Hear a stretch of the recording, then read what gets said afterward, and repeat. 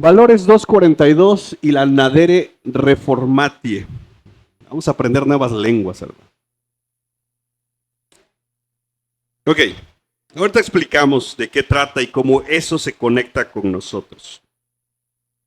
Cuando hablamos de valores, en su forma más práctica de entender un valor, se dice que es una norma o un principio que va a guiar nuestro actuar, nuestra forma de pensar. Un valor, la idea es que tenga una influencia en las personas. Y creo que alguna vez has dicho, hemos dicho o hemos escuchado decir, oye, esa persona tiene buenos valores. Pero para que tú digas eso de una persona, es porque has visto su actuar. Es porque has visto su caminar y concluyes que tiene buenos valores. Escuchaba una vez decir a una persona, refiriéndose a una tercera persona, dice, esa persona es tan buena gente que solo cristiano le hace falta ser.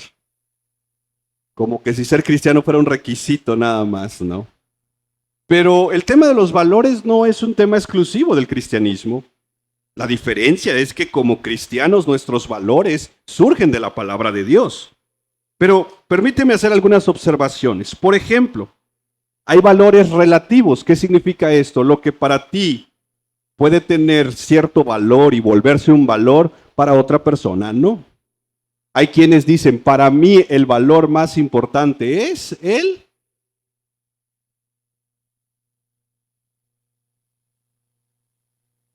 Cada quien tiene el suyo. Entonces, de cierta manera son relativos en el sentido de que por circunstancias, por experiencias, tus valores podrían diferir de otros y no es que estén mal, simplemente son diferentes, ¿no? Pero nuevamente, los cristianos, sus valores no son relativos, debiesen ser bíblicos. Hay otra característica de los valores es que algunas veces son históricos y cuando son históricos cambian con cada generación. Por ejemplo, la disciplina. Quienes ya vamos llegando al cuarto piso. La disciplina que nos dieron nuestros padres, ¿será que es un poquito diferente a las que vemos hoy con los niños? Yo recuerdo a mi mamá decirle a la maestra en la primaria, si se porta mal, dele. Pero hoy, ¿qué le decimos a nuestros hijos? Si te hacen algo, me dices. Y traemos a derechos humanos. El caminar del tiempo ha hecho que muchas cosas cambien. Por ejemplo, la tolerancia. Hoy se habla de que somos, o se busca que seamos más tolerantes, sobre todo cuando nos topamos con situaciones, como creo muchos conocemos, que tienen que ver con la educación de los niños, el tema del género. Hoy nos exige, es más, a los cristianos nos critican como intolerantes, en el sentido de que no toleramos a estos movimientos LGBT. Y entonces, a través de la historia, lo que antes tenía un gran peso como un valor, muchas veces hoy en día ya no es lo mismo. También tenemos los valores universales que se encuentran, en teoría, en todos lados, en todos los lugares. La verdad, el respeto, la justicia, que se supone debieran estar presentes en todos lados. No sé si alguna vez has visto en alguna empresa o hasta en alguna escuela que dice visión, misión, propósito y luego están valores, ¿no? Y esos valores se seleccionan pues de manera, enfocada en el rubro de la empresa, ¿no? y ahí están sus valores, y es más, en algunas capacitaciones de recursos humanos son las primeras cosas que nos enseñan, porque en esencia lo que se espera que un valor haga en la persona es que genere una influencia para que la persona actúe de cierta manera. Una persona que tiene esos valores o que se espera que tengan esos valores, se espera que esa persona camine o actúe de cierta forma o piense de cierta forma. Entonces, cuando hablamos, por ejemplo, de el cristiano, si bien nosotros pudiéramos decir que al cristiano se le espera que dé frutos, los frutos del Espíritu, pero esos frutos conectan con nuestro actuar diario. Y en ese actuar diario es precisamente donde se van dando estos valores. Es decir, nuestro actuar está conectado con lo que creemos. No sé si me explico.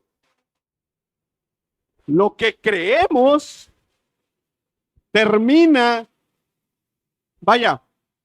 influyendo en lo que hacemos y en lo que decimos. Jesús lo dijo de esta manera: de la abundancia del corazón. Por lo tanto, si nuestro corazón, y ojo aquí, si nuestro corazón está lleno de cualquier cosa menos de la Biblia, ¿dónde se va a notar? ¿En una radiografía? ¿Dónde se va a notar? En nuestra vida diaria. Hermanos, en lugar de alejarse, ¿por qué no se acercan? ¿Pero por qué no se acercan? Para que no esté yo gritando.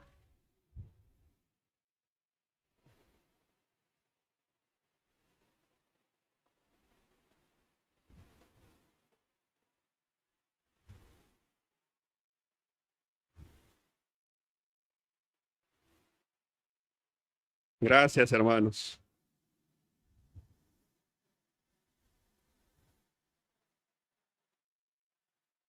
Perdón, es que mi garganta ya está dando las últimas. Ok. Si los valores nos van a guiar a caminar, entonces, como les decía, hay una conexión directa entre lo que creemos y lo que hacemos. Y el espacio que surge ahí son los valores.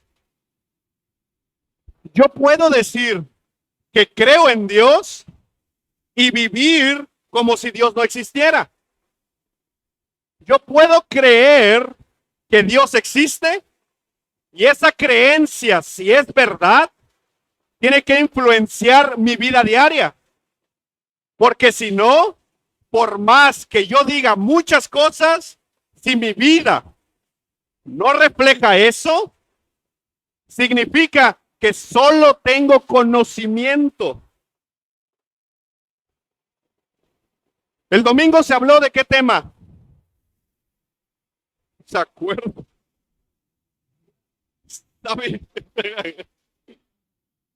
El domingo se habló de sabiduría. ¿Qué es la sabiduría?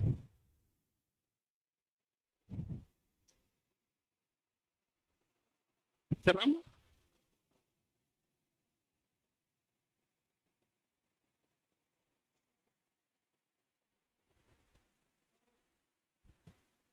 Ya los que se quedaron fuera, ya. Así va a ser en aquel día. No lo digo yo, lo dice la Biblia.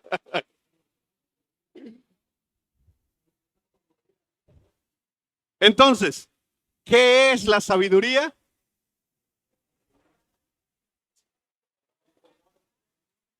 Es el principio de la sabiduría. ¿Qué es la sabiduría? Capacidad de tomar decisiones. Pero volvemos a lo mismo. ¿Cuál sería ¿Cómo calificas una decisión sabia? Vean el sermón del domingo. Ok.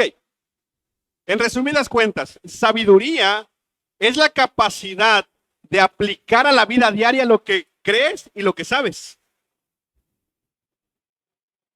Es decir, la capacidad de tomar decisiones con lo que tú dices creer y con lo que tú dices saber.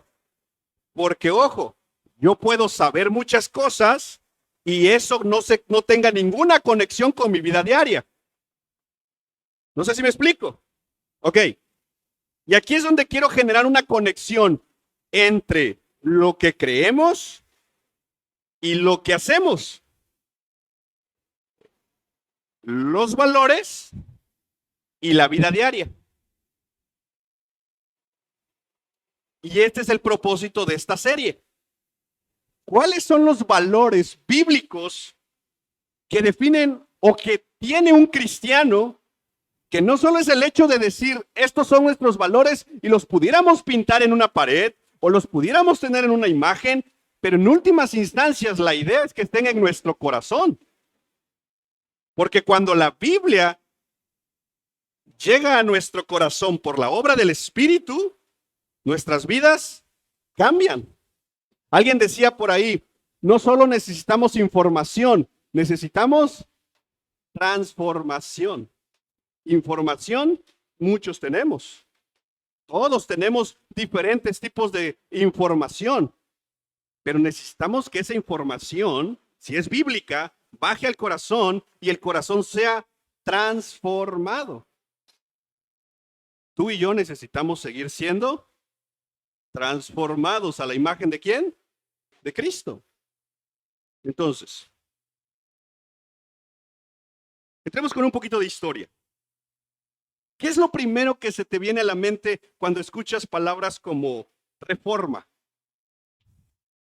Una calle. ¿Cómo dices? Martín Lutero. ¿Cómo? López Obrador. ¿Está bien? Reforma.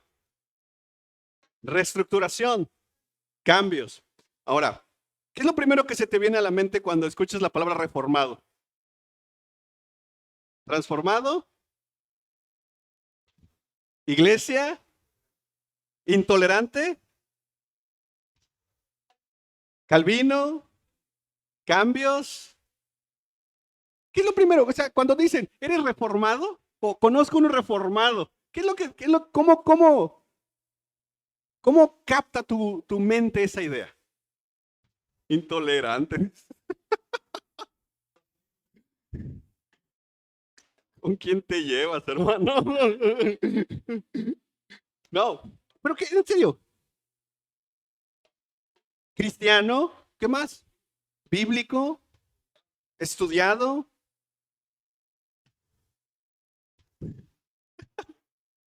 esforzado, evangelio puro, teología.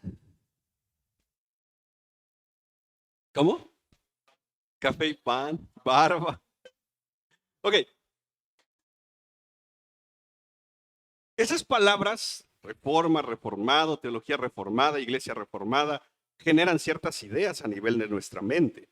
Y vuelvo a repetir, aquí el asunto es que cuando las ideas se transforman en acciones, y este es el asunto aquí a lo largo de la historia de la iglesia, que de hecho, hoy vamos a ver un poquito de eso, pero ese es el punto de esta serie, que nuestra mente esté conectada con nuestro corazón para que a partir de ahí nuestra vida sea transformada. Pablo dice en Romanos capítulo 12 que necesitamos la renovación de nuestro, ok, porque las letras de la Biblia, las palabras de la Biblia entran por nuestros ojos, por nuestros oídos, a nuestro intelecto, a nuestro cerebro, a nuestra mente. Y hermanos, muchos podemos leer 20 capítulos diarios y seguir siendo el mismo. Yo conozco gente que es experta en manuscritos antiguos y son ateos, porque es conocimiento. Pero necesitamos que eso baje al corazón, porque cuando y eso es obra del Espíritu Santo. El predicador, o sea, mi trabajo es llegar a sus oídos. quien llega al corazón es el Espíritu Santo. Por eso mi oración siempre es, Señor, usa esto, usa tu palabra para hablarle a tu pueblo, al grado del corazón donde yo no puedo llegar. Yo solo puedo llegar a sus oídos, si es que me pones atención. Pues si no, ni ahí. Pero necesitamos que el Espíritu Santo lleve la palabra al corazón y ahí se genera la transformación. Tu vida, mi vida empieza a ser transformada. Y por ejemplo, en 1517, Lutero pone sus tesis. Unos años antes, 1509, Juan Calvino nació. En 1536, Calvino publica sus institutos. En 1561, Guido de Brès publica lo que se conoce la Confesión Belga. En 1563, Zacarías Ursino y Gaspar Oleviano escriben el Catecismo de Heidelberg. Y en 1618 y 1619 se forma el Sínodo de Dort. ¿Y por qué quiero decirles estos? Porque estos fueron movimientos que, si bien el peso de estos movimientos fueron intelectuales en teología, los cristianos de esa época empezaron a ver todos estos documentos, por así decirlo, todas estas herramientas que fueron producidas, y había que tomar una actitud hacia todo esto. ¿Qué hacemos con las 95 tesis? ¿Qué hacemos con el Catecismo de Heidelberg? ¿Qué hacemos con la Confesión Belga? ¿Qué hacemos con el Sínodo de Dort? Por cierto, lo que conocemos como las doctrinas de la gracia, que es el TULIP, surgen en el Sínodo de Dort. Y cuando se llevó a cabo el Sínodo de Dort, Calvino llevaba como 40 años muerto. Por eso de decir simple y sencillamente que las doctrinas de la gracia son automáticamente calvinistas, a veces es un error histórico. Pero el punto aquí es que cuando la iglesia se enfrenta en el momento de la reforma ante todos estos resurgimientos teológicos, había que tomar una decisión. Y creo yo que hoy estamos viviendo algo parecido. Se habla de un resurgimiento de la teología reformada. Porque hace 10 años escuchábamos de teología reformada. La IBI tiene 20 y tantos años. ¿La conocías hace 10 años? John MacArthur tiene 50 años, no, más de 60 años de ministerio. ¿A poco después de escuchar a nuestro pastor en la iglesia lo íbamos a escuchar a él? No. En algún momento comenzó a surgir. Y al igual que en esta época de la historia, cada uno de nosotros tenía que tomar una actitud bíblica hacia lo que estaba pasando. Y hoy tú y yo tenemos que tomar actitudes bíblicas ante el tema que está resurgiendo, como es la teología reformada. Porque nuevamente, ¿cuál es el riesgo? Llenarnos de conocimiento y ahora sí, ser intolerables.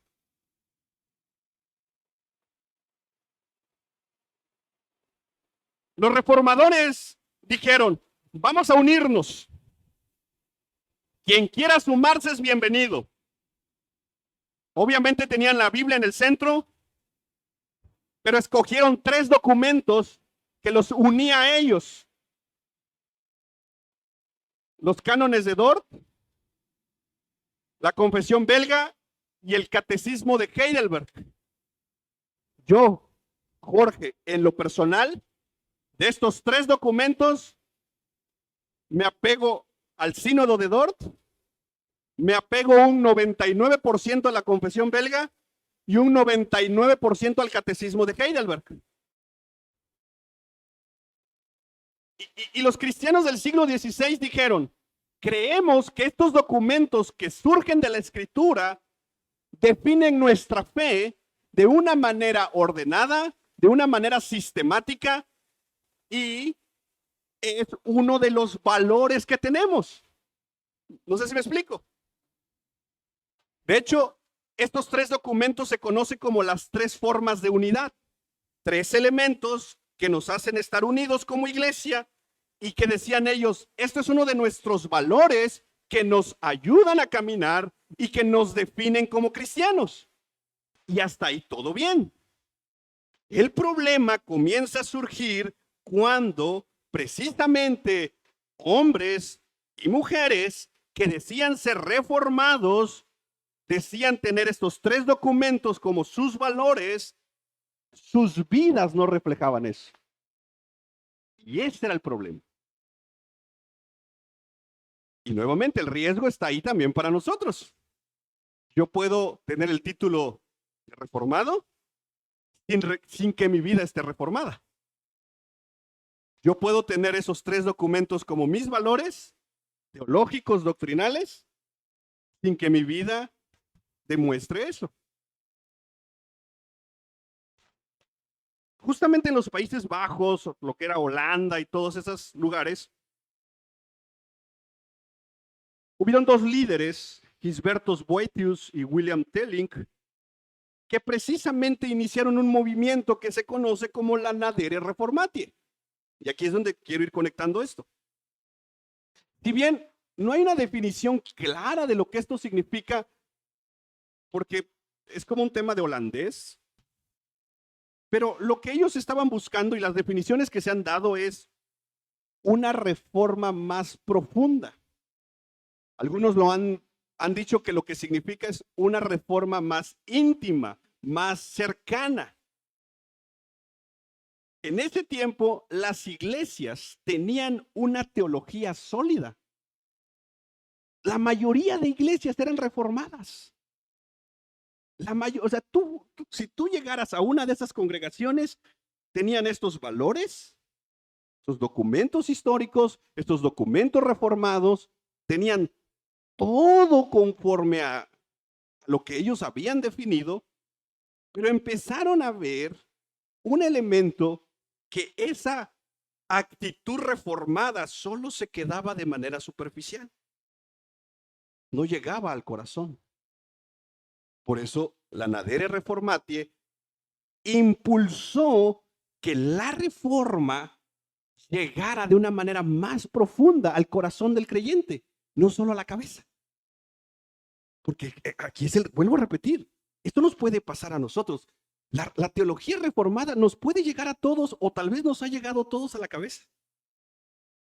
Pero nuestro corazón todavía no ha sido reformado. Y la Nadere Reformatie fue un movimiento dentro de la Reforma, de hecho es muy poco conocido. ¿Habían escuchado antes de esto? Es muy poco conocida porque fueron grupos de iglesias, grupos de hermanos, grupos de familias que dijeron, oigan, si vamos a ser reformados, necesitamos que la reforma llegue a lo más íntimo del corazón. Dice un historiador, una reforma que solo se quede en el punto intelectual, pero que no llegue al corazón, no debería llamarse reforma. Habían congregaciones reformadas nominales, es decir, solo de nombre. Tenían teología reformada, decían ser reformados, pero dice un comentarista, su corazón estaba fríos. Dice este comentarista, en ese tiempo muchas iglesias reformadas parecían más deformadas que reformadas. Pero eran unos máster en teología.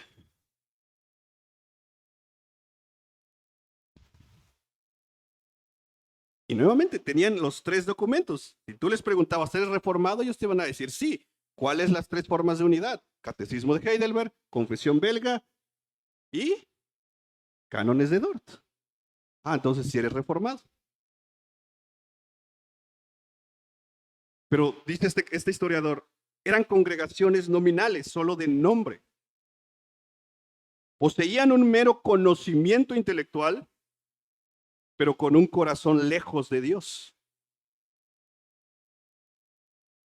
Tenían un valor aquí en la cabeza, valores, pero que no habían llegado al corazón.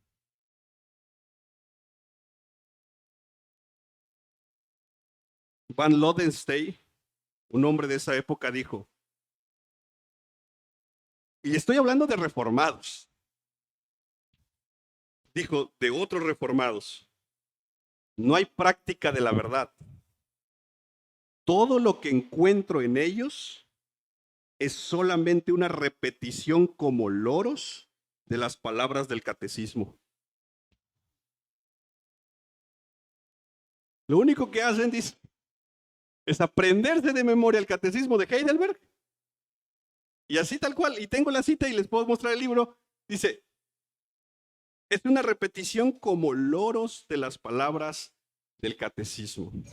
Oye, ¿qué declaración es? De un reformado hacia otro reformado.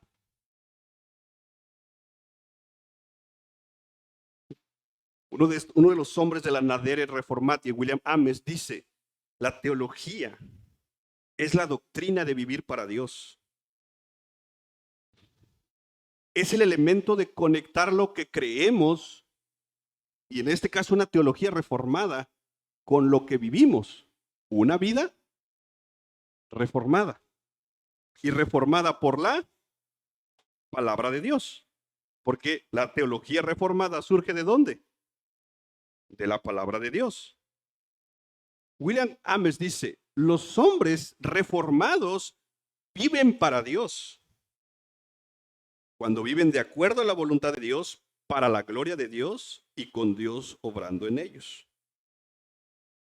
Por eso, la teología reformada debe reformar toda nuestra vida.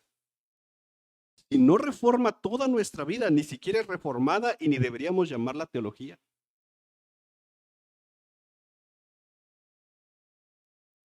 Y creo que Pablo, el apóstol Pablo puede ayudarnos aquí.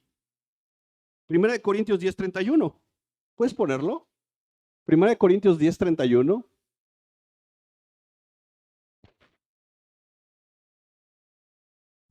Entonces, ya sea que qué.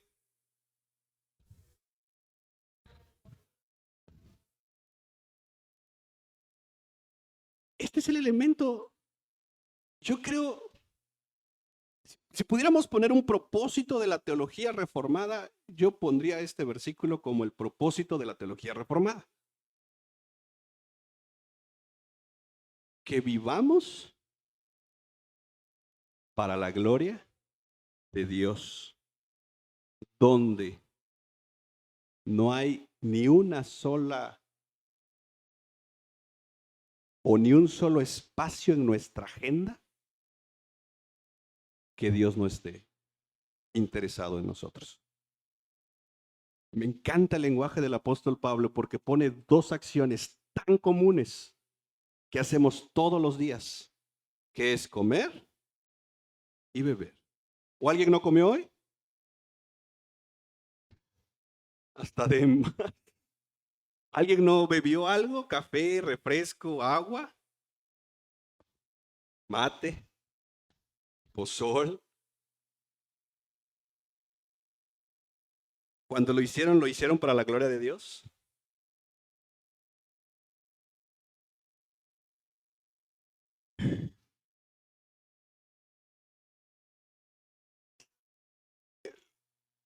Les voy a abrir mi corazón.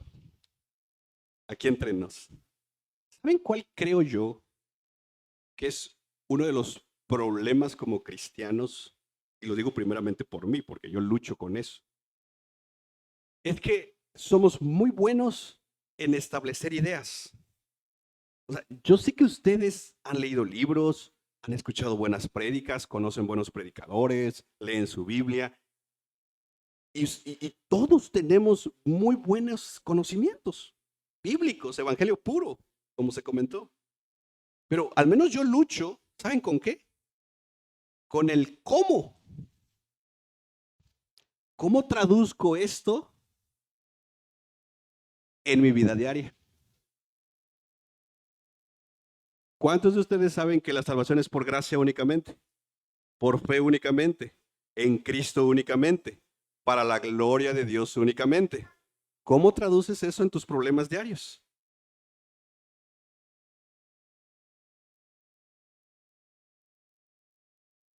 ¿Cuántos de ustedes saben que Dios es soberano, inmutable, omnipresente, omnipotente, omnisciente? Y hemos hecho estudios de los atributos de Dios. ¿Cómo traduces eso a una vida diaria? Y de hecho, hoy vamos a ver un poco el cómo, porque ese es el asunto aquí. Pudiéramos seguir profundizando en teología y todavía no saber responder el cómo eso lo traduzco a la vida diaria, ¿no? Entonces, Pablo empieza a decirnos que elementos tan comunes como el comer o beber, y luego, para variar un poco, dice, o que hagan qué, cualquier otra cosa, dice, la que te imagines, hazlo consciente que eso lo haces. Los reformadores de este movimiento lo entendieron y empezaron, y de esto hay elementos en Ginebra, por ejemplo, en Suiza, donde el zapatero empezó a hacer zapatos para la gloria de Dios. El chocolatero empezó a hacer sus chocolates, empezó a buscar la excelencia, porque él entendió que no estaba delante de un patrón, estaba delante de Dios. Y sí, eso nos va a complicar la vida en muchos aspectos, pero vivir para la gloria de Dios no es fácil. Porque el mismo Jesús dijo, nos debemos negar a nosotros mismos. Y tan complicado se volvió el vivir para la gloria de Dios que la iglesia reformada o algunas congregaciones reformadas comenzaron a perseguir a otros reformados por estar buscando vivir para la gloria de Dios. Entre el mismo movimiento reformado empezó un elemento de persecución, mataron gente, encarcelaron gente. De hecho, si alguna vez has leído críticas al movimiento reformado, encontrarás hasta persecución. Porque los reformadores entendieron que los que quieren vivir piadosamente en Cristo Jesús, 2 Timoteo 3:12, ¿lo puedes poner, por favor? Los que quieren vivir piadosamente en Cristo Jesús, esto de vivir piadosamente en Cristo Jesús en esencia es los que quieren vivir el Evangelio. Si tú tomas una decisión de empezar a vivir para la gloria de Dios conforme a lo que crees, ¿te va a ir bien en la vida? ¿Qué vas a sufrir? ¿Y quién quiere persecución? Entonces, ¿qué hacemos? No hacemos nada, pues sigamos como estamos. Está chido, ¿no? Digo, 2, 3 problemas, medio los sondeamos, pero estamos bien. Pero nuevamente, necesitamos que la reforma sea más profunda. En Alemania, en 1838, la iglesia reformada, que había surgido precisamente de la reforma ahí en Alemania, terminó precisamente generando otros movimientos. Estaba la iglesia reformada alemana, y luego se formó la iglesia evangélica reformada antigua, y luego la iglesia evangélica reformada, porque nuevamente todo esto comenzó en querer decir quién es más reformado que otro. Y nuevamente, a nivel intelectual, eran unos másters. El problema era en la vida diaria. Y hermanos, es aquí donde tenemos entonces el desafío para cada uno de nosotros, porque si Dios nos ha bendecido con un conocimiento de teología reformada, por mínimo o mucho que podamos tener, una oración que constantemente deberíamos de hacer es: Señor, que esto que me estás enseñando pueda venir a mi corazón y empezar a cambiar mis actitudes, a cambiar mi carácter, a cambiar mi caminar diario. Y en últimas instancias, es pedirle al Señor que use su palabra para que cambie nuestras vidas. Porque, hermanos, podemos pasar 40 años y seguir siendo los mismos. Platicaba con una persona hoy que me decía, mira, después de los 50, si ya no maduró esa persona, ya no le va a llegar la madurez. Y me llamaba la atención ese comentario y me empecé a meditar en eso y dije, bueno, hay comportamientos que se arraigan tanto en nosotros que no dimensionamos una vida sin ellos.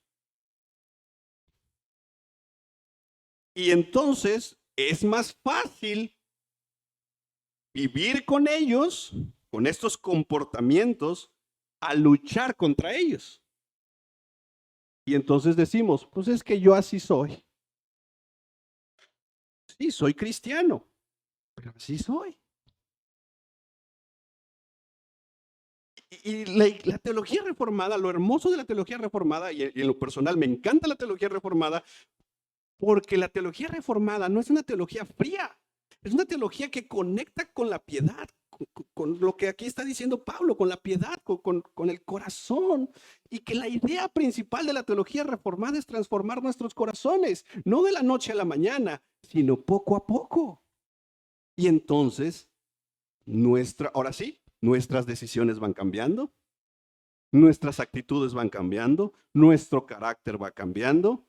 Vaya, nuestras oraciones van cambiando, nuestro servicio va cambiando en la medida que somos o vamos siendo reformados por el Espíritu Santo que usa la palabra de Dios. Y vuelvo a repetir, hay comportamientos, pensemos en uno, la envidia. La envidia puede volverse como parte de mi vida, que aprendí a vivir con ella.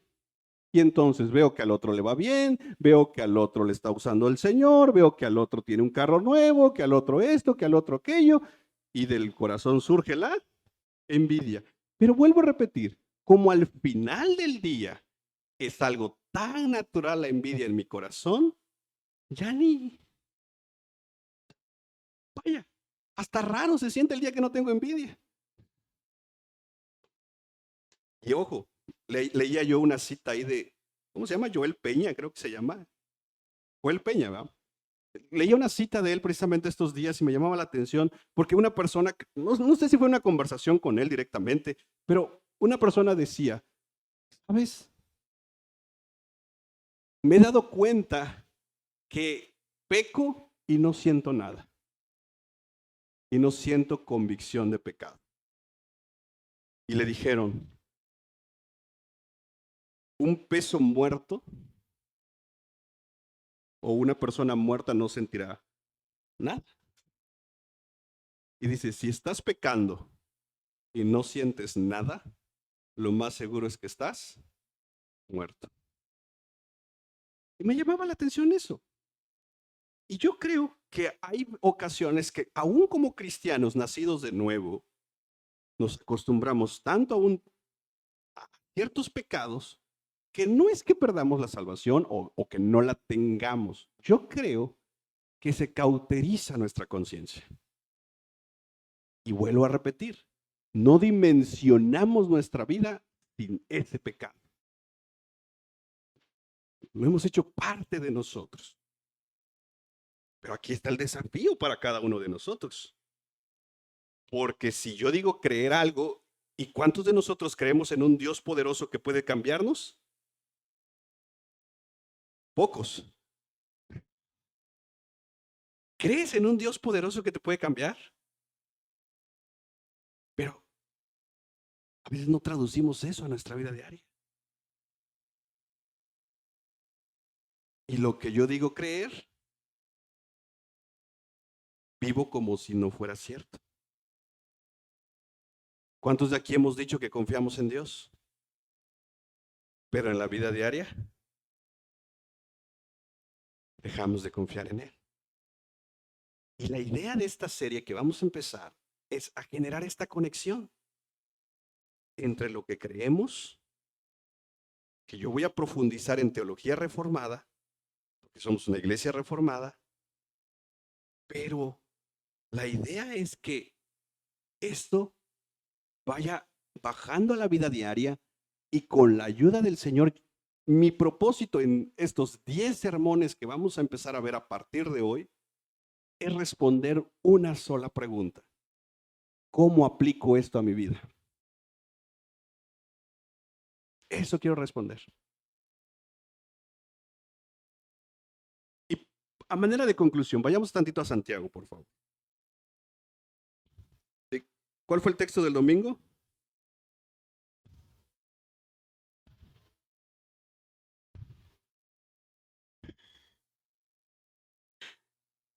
Santiago, capítulo 1, verso 22.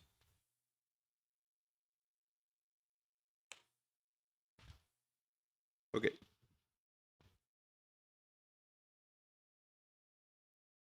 Seamos qué dice.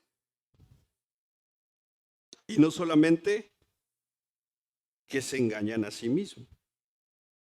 Y aquí hay como un orden de pensamientos en este versículo. Oidores, porque todo comienza con oír, ¿sí o no? Sean hacedores de la palabra y no solamente ¿qué? Oidores. Entonces, antes de ser hacedor de la palabra, ¿qué tenemos que ser? Oidor de la palabra. Ok. Oyes la palabra. Y lo que oyes, ¿para dónde se va? Para tu mente. Ahora ya tienes conocimiento de la palabra, ¿verdad? Oyes la palabra, sabes la palabra. Y ahí podríamos brincar fácil al ahora haz la palabra. Pero hay algo ahí que debemos de entender. Y aquí es donde tenemos que clamar por ayuda. Quiero que veas nuevamente el orden. No tenemos eso, ¿verdad? No tenemos ese orden. No te preocupes. Oímos la palabra, conocemos la palabra, y uno esperaría que lo que sigue es hacer la palabra, porque ya la conoces. Pero ¿por qué no la hacemos?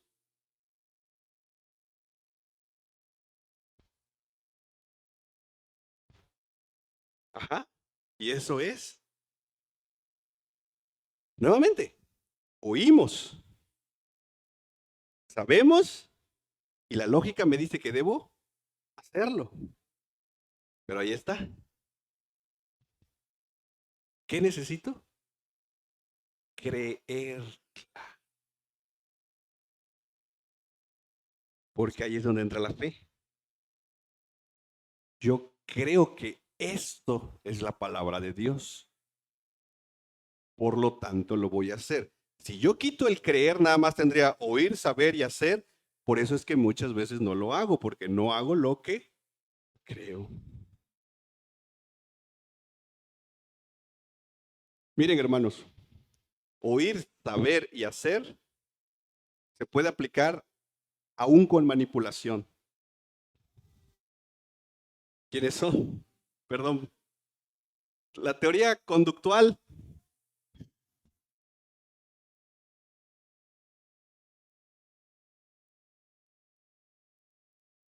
Es decir, yo puedo terminar generando en las personas ciertas conductas. Pero hermanos, toda postura cansa. Cansa estar sentado, ¿verdad? Cansa estar parado. Cansa estar acostado. Cansa fingir ser cristiano. Y tarde o temprano, porque yo puedo oír, saber y hacer cosas de cristianos sin creerlas. Lo que trae transformación a mi vida es creer, porque esa es la fe. Y ahí es donde entra el Espíritu Santo.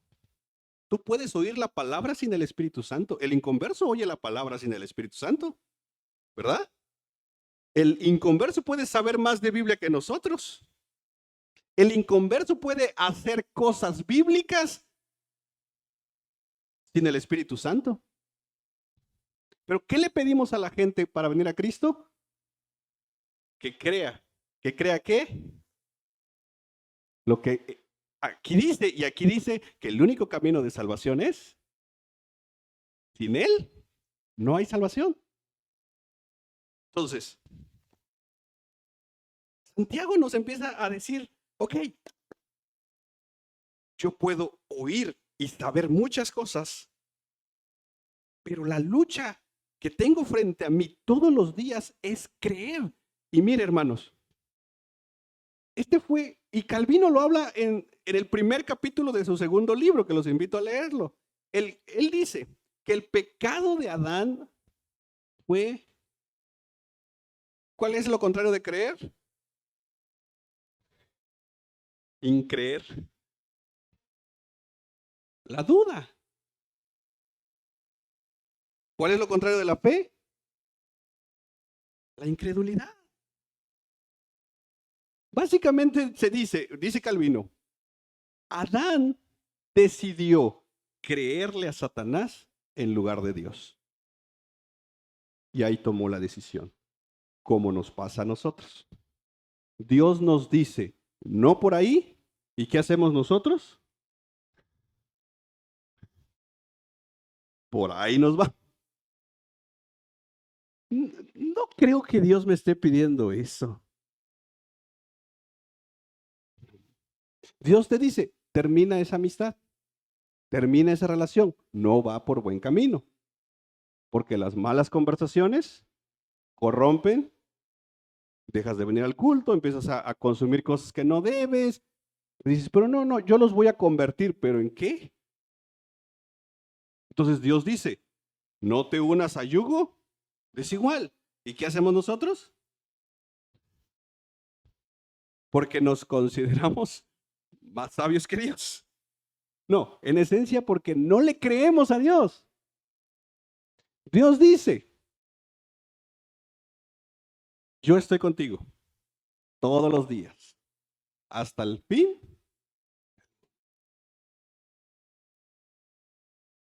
Oigo la promesa, sé la promesa, pero muchas veces no creo la promesa. Porque hay días que me siento como que si no, es cierto. Pero mira el contraste, verso 23 y 24 de Santiago. Porque si alguien es, nuevamente, ¿qué cosa? Oidor de la palabra, y ya dijimos, ¿cuál es el tema aquí? O sea, ¿cuál es el orden? Oír, saber, creer y hacer. Pero en el verso, 23 y 24, hay otro orden. Es oír, saber, y este está peor, porque es olvidar. Mira los versos. Sed hacedores de la palabra y no solamente oidores que se engañan a sí mismos. Porque si alguien es oidor de la palabra y no hacedor, es semejante a un hombre que mira su rostro natural en un espejo, pues después de mirarse a sí mismo e irse, ¿qué pasa? Inmediatamente se olvida de qué clase de persona es.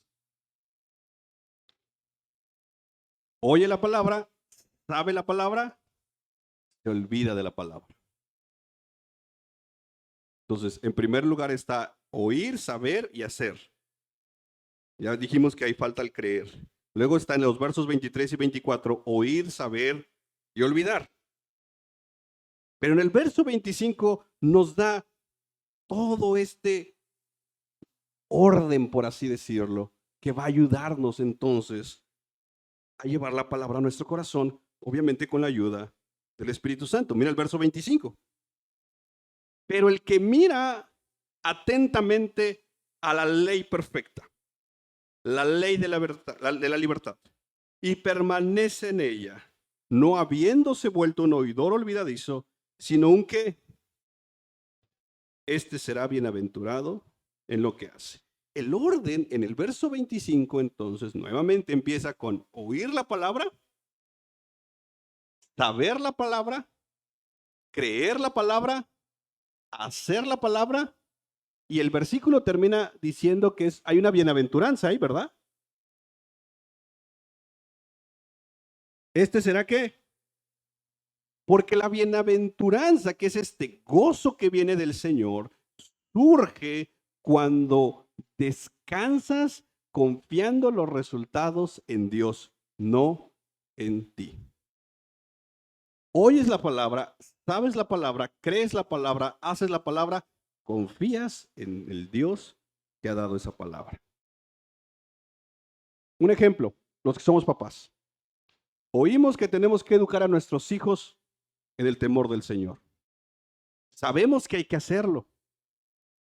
Creemos y al creer comenzamos a tomar ciertas decisiones. Que mis hijos no pasen tanto tiempo en tabletas, en cuestiones digitales, o tengo que cuidar lo que consumen a muy corta edad. Y empiezo entonces a hacer. Pero en últimas instancias, después de que te esfuerzas, porque aquí hay un elemento de esfuerzo, confías en que Dios obrará en los corazones, porque yo no puedo llegar al corazón de mis hijos. Pero eso no me quita mi responsabilidad. Eso no me dice, sí, que vean lo que quieran, que hagan lo que quieran, que sean rebeldes. No, que le den. Al final de cuentas, Dios los va a salvar. No, es irresponsabilidad. Y yo puedo tener esa actitud de irresponsabilidad, aún diciendo que soy reformado. No, Santiago está enseñándonos, y este fue al final del día el movimiento del que estábamos hablando, de la Nadere Reformatie, donde estos hombres oían la palabra de Dios en las predicaciones, sabían porque estudiaban, era gente que estudiaba, que pasaba tiempo en la palabra de Dios, pero que clamaban en oración para que el Espíritu Santo trajera ese conocimiento al corazón de las personas y de sus propios corazones, y entonces empezaban a actuar conforme a lo que creían, descansando que los resultados los dará. Qué hermoso poder decirle un día al Señor, Señor, he hecho hasta donde me es posible. A partir de aquí, no depende de mí, Señor. Qué hermoso es llegar a casa cansados, agotados, por esforzarte en cumplir la voluntad de Dios, pero que puedas descansar en la noche confiando en los resultados del Señor. Qué hermoso sería el poder evangelizar, esforzarnos, ir, invertir, hacer, porque creemos en lo que predicamos, pero en últimas instancias poder confiar y descansar en los resultados del Señor. Y este es el elemento de la teología reformada. Podríamos llenarnos de conocimientos, podríamos meternos en elementos teológicos, doctrinales más profundos, pero en últimas instancias, el desafío es comenzar poco a poco con lo que ya tenemos. Porque al que mucho se le da, mucho se le va a demandar. Y si no puedo poner en práctica un mandamiento tan práctico, tan sencillo, en saberlo y entenderlo como amar a mi prójimo, es más.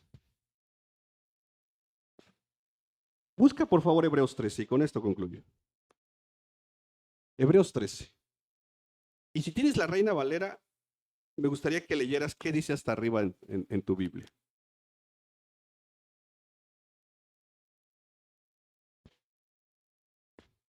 Hebreos capítulo 13.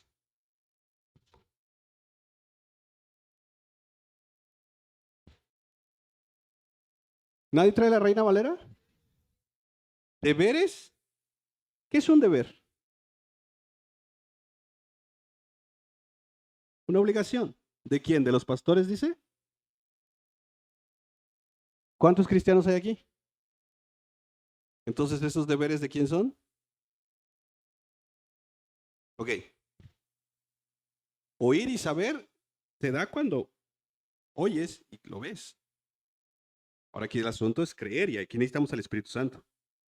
Porque cuando lo creamos que esos son nuestros deberes, cuando realmente creamos eso, ¿qué va a pasar? ¿Qué va a pasar? Vamos a empezar a hacerlo. Nuestra desobediencia, ¿sabes de dónde nace? De nuestra incredulidad. Imagínate en tu trabajo. Un compañero dice el jefe que te vayas a preparar café. ¿Qué le dices? ¿Vas corriendo a hacer el café?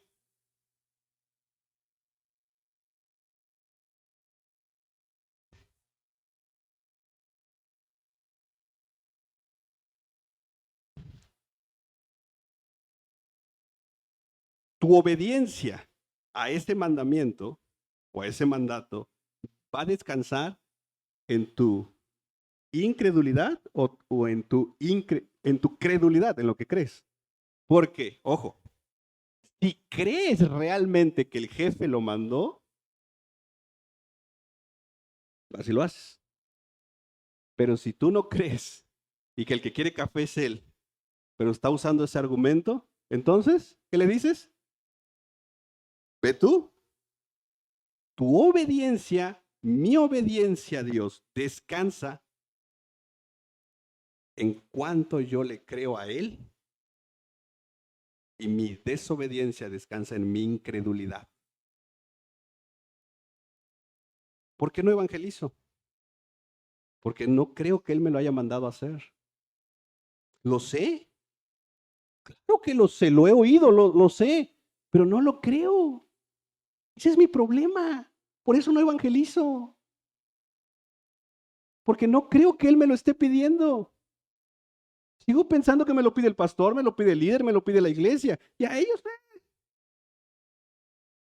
Pero cuando crea realmente quién me lo pide, por eso volvamos a ese ejemplo. El compañero del trabajo viene y dice el jefe que vayas por las copias. ¿No? Que me lo diga él. Yo soy el compañero de tu trabajo. Dice el jefe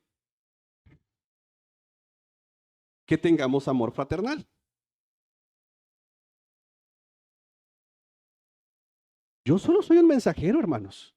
Y me incluyo. También porque es para mí. Verso 1. Hebreos 13. 1.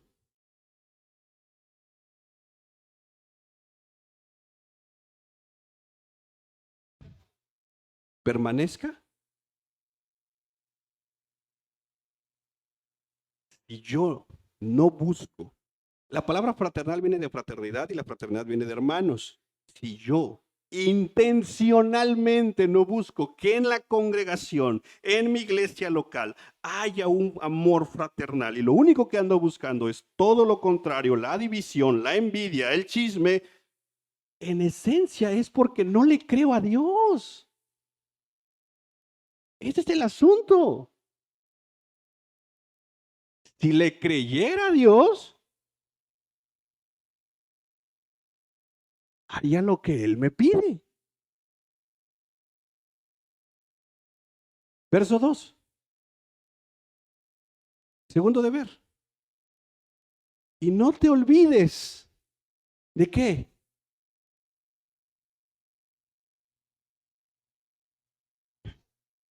Si yo nada más empiezo a seleccionar quiénes sí pueden ir a mi casa, no estoy siendo hospitalario.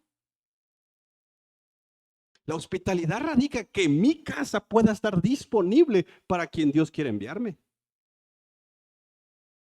Y es más, ¿a cuántos de ustedes les gustaría que los visitaran ángeles a su casa? Hermano Miguel Ángel. No, neta, sí, de amigos. ¿Te gustaría que fueran ángeles a tu casa? ¿Qué se ocupa para que vayan? ¿40 días de ayuno y oración? Hermanos, podemos aquí estar 40 días en ayuno y oración y ni un ángel te va a visitar. ¿Sabes por qué? Porque Dios ha prometido que nos enviará ángeles cuando seamos. ¿Y sabes qué es lo más hermoso? Que ni lo vas a saber. Porque si lo supieras, ah, imagínate que Dios te dijera esta noche, prepárate. Así dice el Señor. Hoy llegarán ángeles a tu casa. ¿Y qué harías?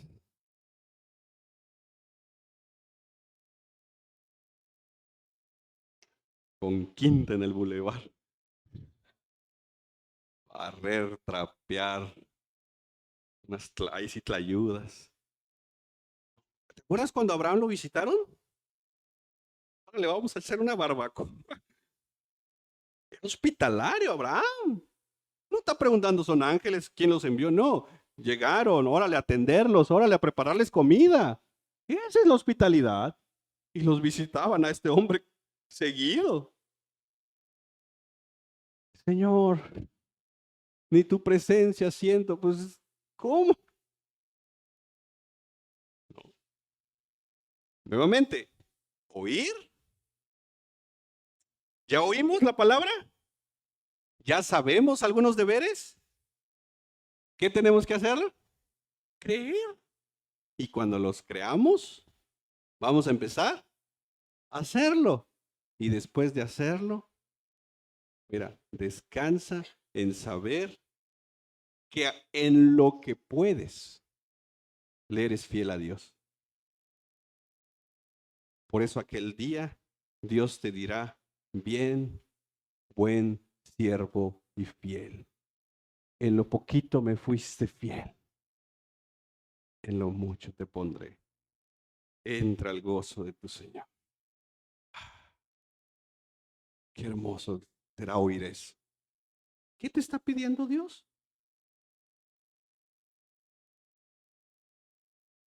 No sé, cada uno de ustedes sabe lo que Dios les está pidiendo. Creámosle a Dios y empecemos a actuar en fe. Y los resultados los dejamos para el Señor. ¿Puedes poner el título del sermón? A partir del próximo miércoles empezaremos a ver valores. Y vamos a ver 10 valores bíblicos. Pero hoy quería agarrar este momento histórico de hombres y mujeres, familias que decidieron creerle a Dios. Que dijeron, Señor, esta es tu palabra, la vamos a creer y la vamos a vivir con tu ayuda y para tu gloria. Y ahí se vivió una gran reforma que empezó en la vida de cada uno. Se llevó a la casa, a las familias y obviamente toda una sociedad. Y yo creo que Dios quiere hacer cosas bien hermosas con cada uno de nosotros. Yo sigo creyendo que Dios todavía tiene planes bien hermosos para nosotros como iglesia. Creo yo que cosas bien preciosas tiene Él. Y solo está pidiéndonos que le creamos a lo que Él ha dicho en su palabra. Y vamos a esforzarnos, y vamos a echarle ganas, y vamos a caminar con la ayuda de Dios, y vamos a seguir adelante hasta donde Dios nos diga, esperando y descansando en que los resultados son de Él, porque la gloria es de Él y para Él. ¿Te parece si oramos? Padre, gracias por recordarnos que necesitamos fe. Perdónanos porque muchas veces, Señor, nuestra desobediencia radica precisamente en nuestra incredulidad. Vienen varios proyectos, hay planes, hay anhelos, hay sueños, Señor, que en nuestras fuerzas sería imposible, pero por eso estamos acá, clamando por ayuda. Danos fe para empezar, como dice Santiago, a no ser un olvidadizo, sino ser un hacedor de tu palabra. Y ayúdanos, Señor, a que en las noches podamos llegar a casa y descansar tranquilos. Como diría Spurgeon, poner nuestra cabeza en la almohada de la soberanía de Dios, sabiendo que lo que pudimos hacer eso hicimos y que lo que no está en nosotros, tú lo harás conforme a tu propósito y para tu gloria. Padre, gracias de verdad. Y ayúdanos a como iglesia a caminar en fe, siendo reformados por tu palabra para la gloria de tu nombre. En el nombre de Jesús. Amén y amén. Dios los bendiga, familia. Estemos atentos con el tema